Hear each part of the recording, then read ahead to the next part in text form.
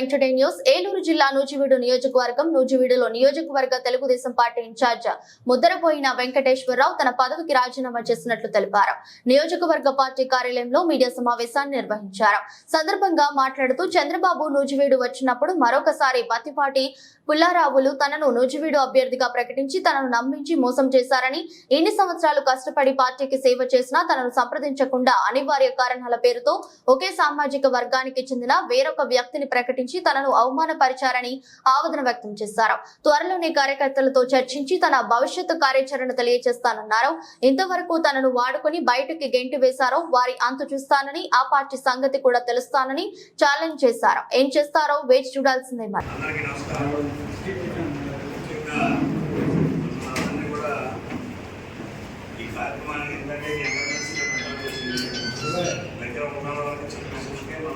కష్టపడ్డారు కాబట్టి నేను పార్టీలో కూడా మంచి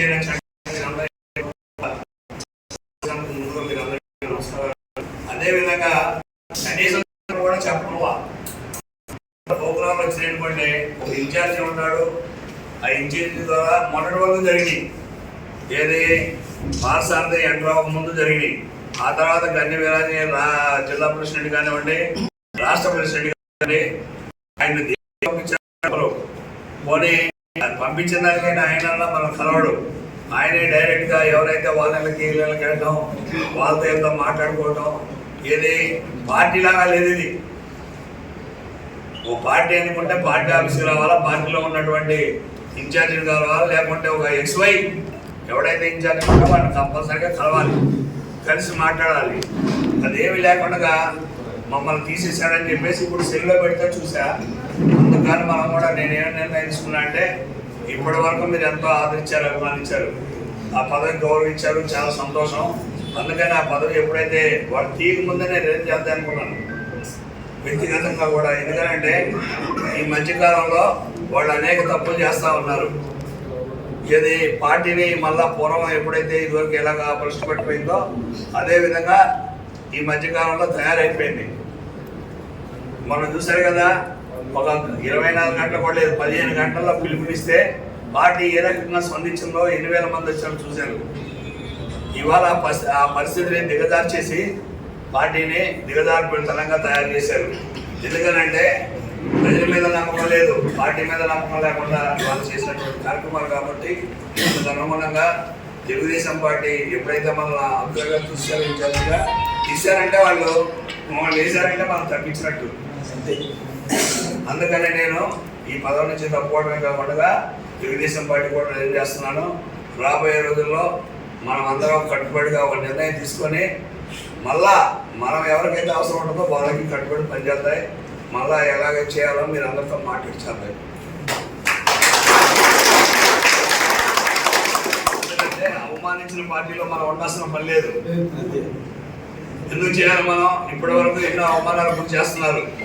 ఇంత కష్టపడి కనీసం ఒక మాట నాకు చెప్పలా. ఏది మేము ఇట్లా చేస్తున్నామో చేయాలి అంటే పార్టీ నుండి అమ్మేస్తారా ఇల్లు? పార్టీలు ఒకట్లేదా? ప్రజలందరూ ఎన్నుకుంటేనే పార్టీ. అలాగే పార్టీలో నాకు ఇన్ని రోజులు ఉన్నందుకు నాకు బాధ వేస్తుంది. ఎందుకంటే గతంలో చెప్పేవాడు నేను ఒకప్పుడు ఈ రాష్ట్రంలో మళ్ళా కావాలని. అలాంటిది రాష్ట్రంలో మన ప్రజల్ని ఆచలేదు అనుకున్నాడు. ఆడంటే గెలుస్తాను రేపు ఎవరు గెలుస్తారు ఇక్కడ? అది కూడా తప్పనిసరిగా మనం అందరం ఆలోచించి చేద్దాయి. మరి ఇప్పటివరకు ఎలా సహకరించారో రాబోయే రోజుల్లో కూడా దయచేసి మీరు అందరూ కూడా తప్పకుండా సహకరిస్తారు.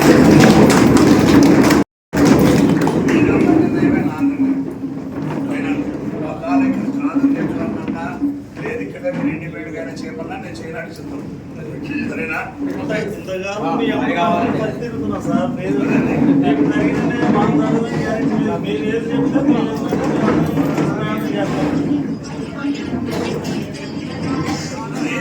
పెట్టారు అది ఫ్యాక్స్.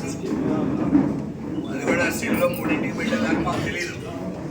కనీసం ఎవరైనా ఏదైనా ఆపద వచ్చిందంటే సాటి మనిషి రోడ్డు దెబ్బ దగ్గర ఆగి చూస్తాం. కానీ అలాంటి పరిస్థితి కూడా ఈ పార్టీకి దిక్కు లేకుండా పోయింది. ఒక స్టేట్ నియోజకవర్గం 170 నియోజకవర్గంలో ఒక నియోజకవర్గానికి ఇన్ఛార్జి 10 సంవత్సరాలు నన్ను వాడుకున్నారు. ఇవాళ కనీసం ఇన్ఫార్మ్ చేయకుండా చేశారు. అంటే వీళ్ళు ఏమనుకుంటున్నారు? తప్పనిసరిగా ఇదే సీటు బీసీ ఇచ్చినప్పుడు ఏ బీసీలు అంటే ఎస్సీలు అంటే వీళ్ళంతా అంశా ఇప్పుడు ఎవరిని వేసుకొని తిరుగుతున్నారు చూస్తున్నారు కదా. పార్టీని ప్రశ్న పెట్టించిన వాళ్ళు ఎవరైతే ఉన్నారో వాళ్ళతో తిరుగుతున్నాడు. ఏది గదే గదే పడుతుంది. ఓకే, థ్యాంక్ యూ నాన్న. నూజివీడు నియోజకవర్గానికి తెలుగుదేశం పార్టీ ఇన్ఛార్జిగా రావడం జరిగింది. మరి అప్పటి నుంచి ఇప్పటి వరకు కూడా నూజివీడు నియోజకవర్గంలో తెలుగుదేశం పార్టీకి మరి నాయకులు కానివ్వండి, కార్యకర్తలు కానివ్వండి, అభిమానులు కానివ్వండి, అప్పుడున్న పరిస్థితి ఏంటో మీరు అందరికీ కూడా తెలుసు. అప్పుడు ఇన్ఛార్జి కూడా నేను వచ్చేసరికి ఇన్ఛార్జి కూడా ఎవరు లేరు.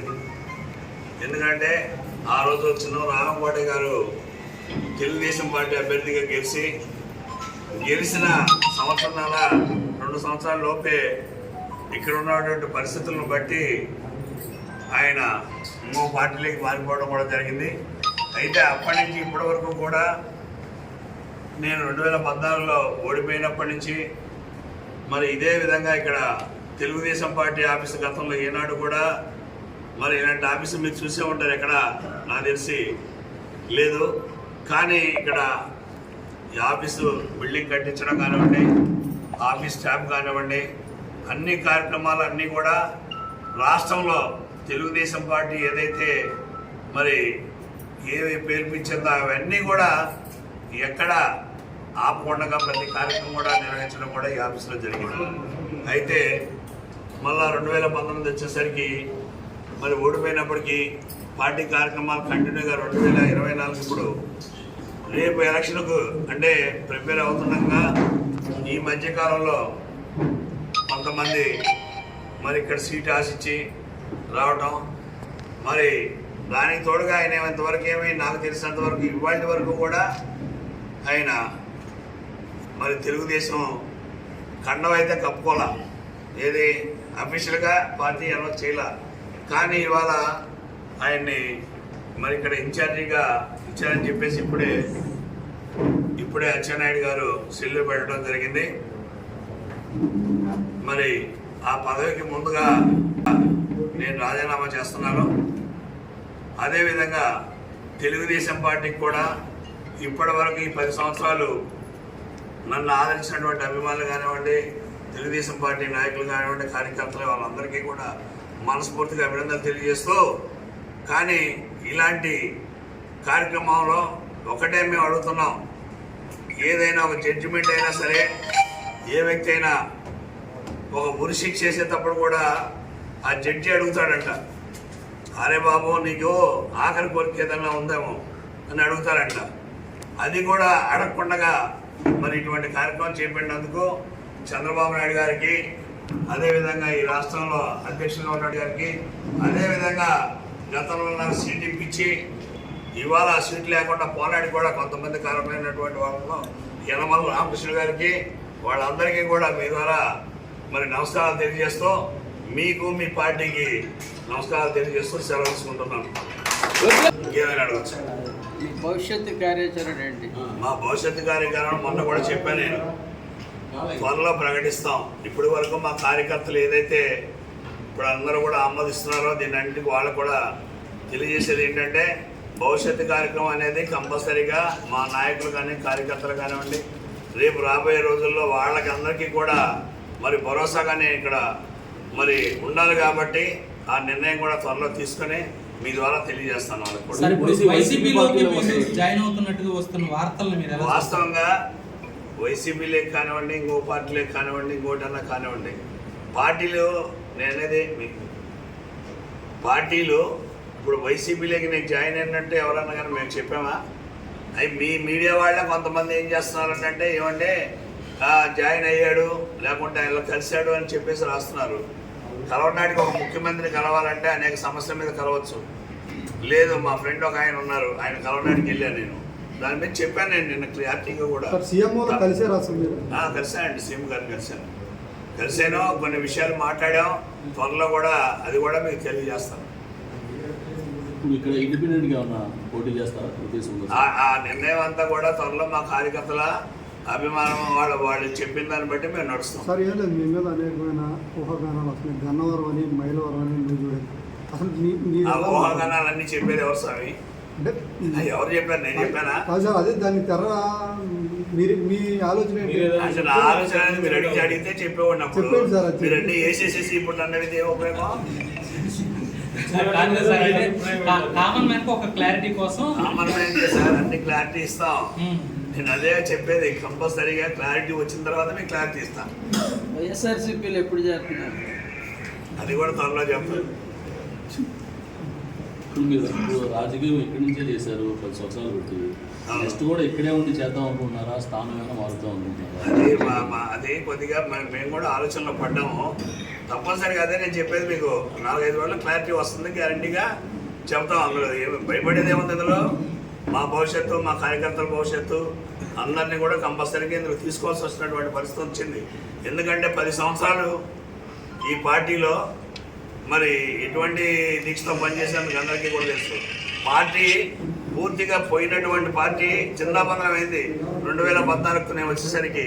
అలాంటి పార్టీని మొన్న కరోనా టైంలో కూడా ఆఫీసులు ఎవరో అందరూ మూసేశారు. స్టేట్ ఆఫీస్ కూడా తెలుగుదేశం ఆఫీస్ మూసేస్తే నూజివీడు తెలుగుదేశం ఆఫీసు ఇవాళ తెలుగుదేశంలో సీట్ల గురించి దేనికి వచ్చారు వీళ్ళు? బ్రహ్మాండంగా ఉంది. ఇవాళ మీరు సర్వేలు తెప్పించుకోండి.